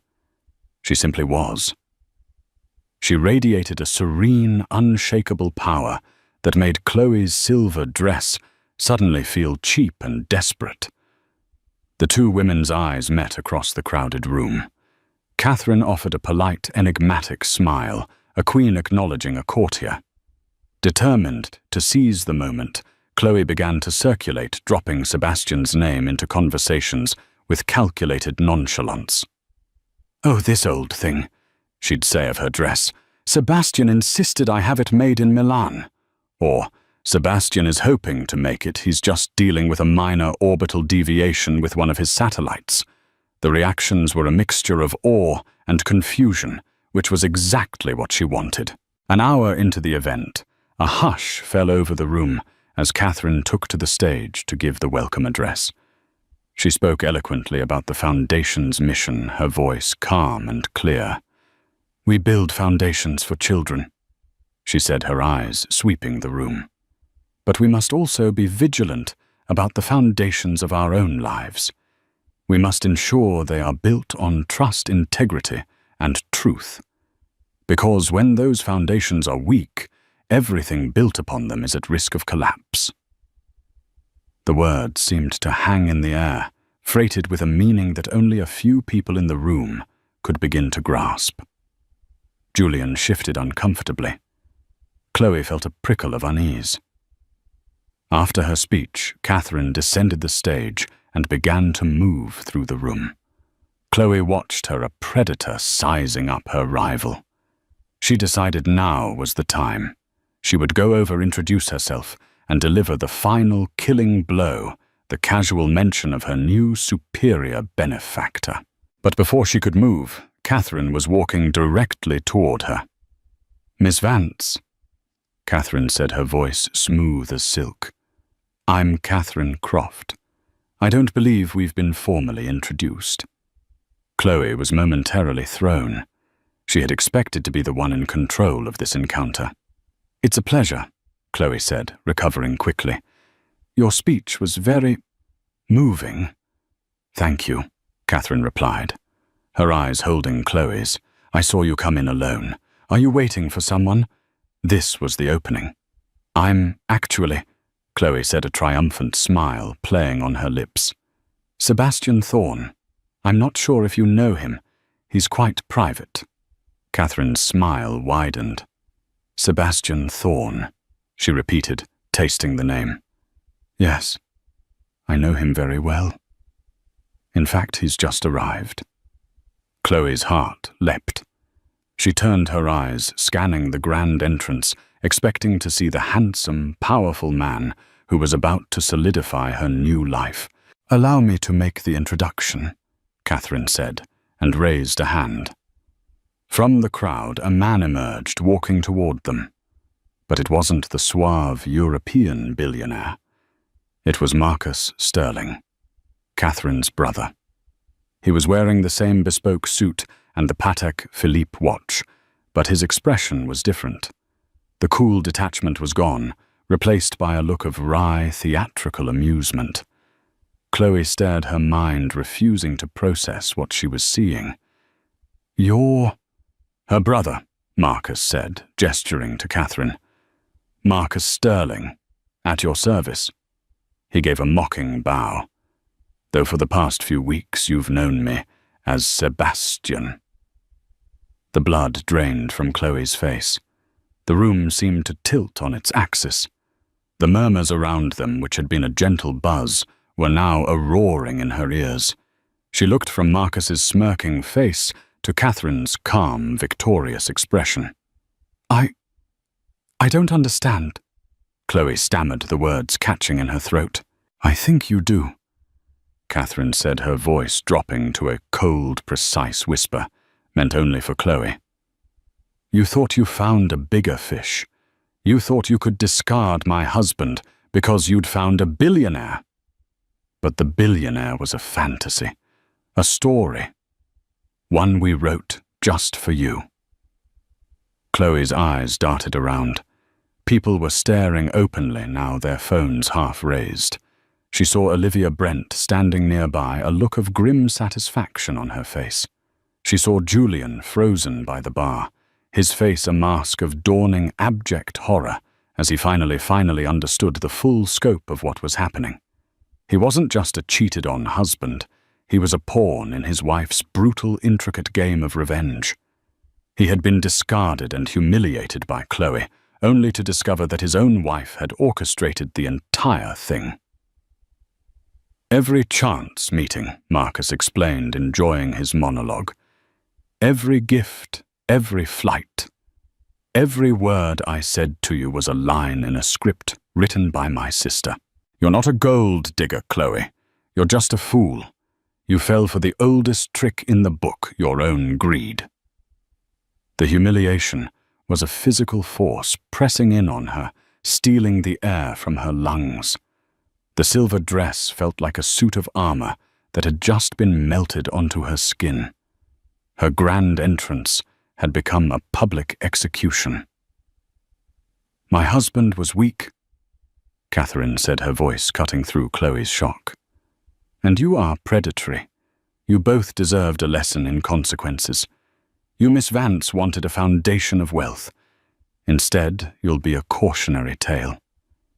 And my husband," she glanced over at Julian, her eyes like chips of ice, "has learned what it feels like to be deemed not enough." Chloe stood there, stripped bare, in the center of the glittering ballroom. The life she had fantasized about, the victory, she had tasted all of it, was a lie, a carefully constructed stage, and she was the only one who hadn't known she was an actor in a tragedy. She turned and fled, pushing through the crowd of stunned, whispering faces, the sound of their judgment chasing her out into the cold New York night.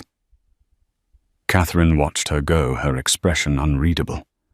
She had not raised her voice. She had not cried.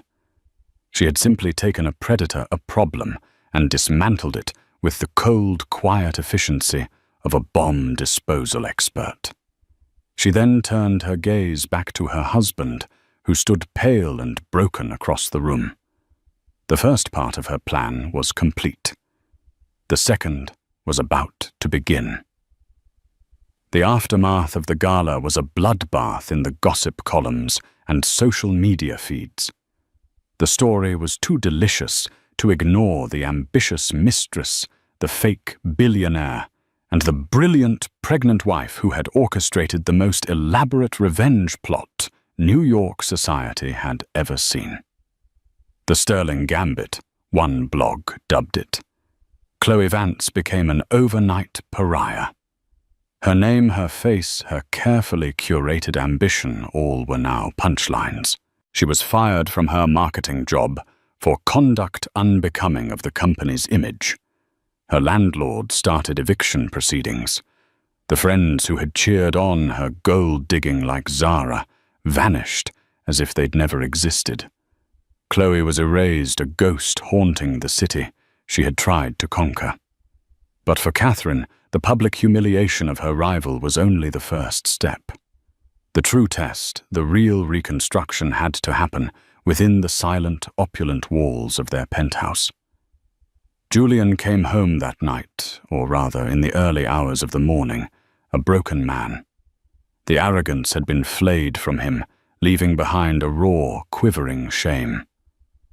He found Catherine in the living room, sitting in an armchair, bathed in the soft glow of a single lamp. The city lights twinkled behind her, oblivious. He started with the usual script. The apologies, the pleas, the self-flagellation. "Catherine, I am so sorry. I was a fool, an idiot. I don't know what I was thinking. I love you. I love our baby. Please, please forgive me." The words tumbled out, desperate and rehearsed. Catherine listened patiently, her hands resting on her stomach.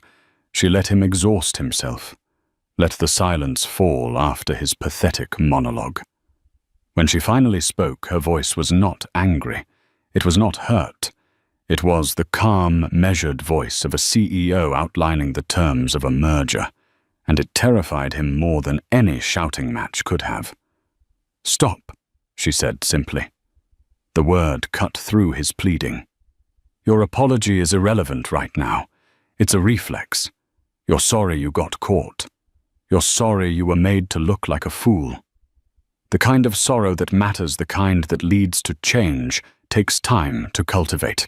You haven't had that time." "What do you want me to do?" he whispered, his voice cracking. "I'll do anything." "I know you will," she said, "because you're cornered. What I want is not for you to do anything. What I want is for you to understand why I did what I did." She stood up and walked to the window, looking out over their kingdom. This wasn't just about punishing that woman, Julian. This was about you. You have a fundamental weakness. It's your ego. It needs constant validation. And when you felt the slightest bit neglected or bored, you sought it elsewhere. You didn't just have an affair. You risked everything. Our family, our future, the stability this child deserves for a cheap thrill and an ego boost. She turned back to him. "I could have divorced you. I could have taken half of your company and walked away. My family would have supported me. But that felt insufficient. Because the problem, your weakness, would remain. You would just find another woman and another, and our child would grow up with a father who was a revolving door of indiscretions." She walked to the desk and picked up a thick folder of documents her lawyer had drawn up that week. She placed it on the coffee table between them. "So this is what is going to happen. This is not a negotiation." He looked at the folder as if it were a bomb. "This is a post-nuptial agreement," she explained. "It transfers 60% of your shares in Croft Innovations, along with a controlling interest in our joint liquid assets, into a trust. A trust for our child, of which I am the sole trustee until they come of age. You will retain your title as CEO. You will still draw your salary. But your decision-making power in the company and in our finances is now shared. I will have a permanent seat on the board. Your personal spending will be subject to review. We will be partners in the truest sense of the word, Julian. Your kingdom is no longer solely yours." He stared at her aghast. This was more than punishment. This was a coup, a complete restructuring of their entire existence. "You're taking my company," he breathed. "No," she corrected him calmly. "I am protecting our family's primary asset. You proved you were a poor steward, that you could be compromised.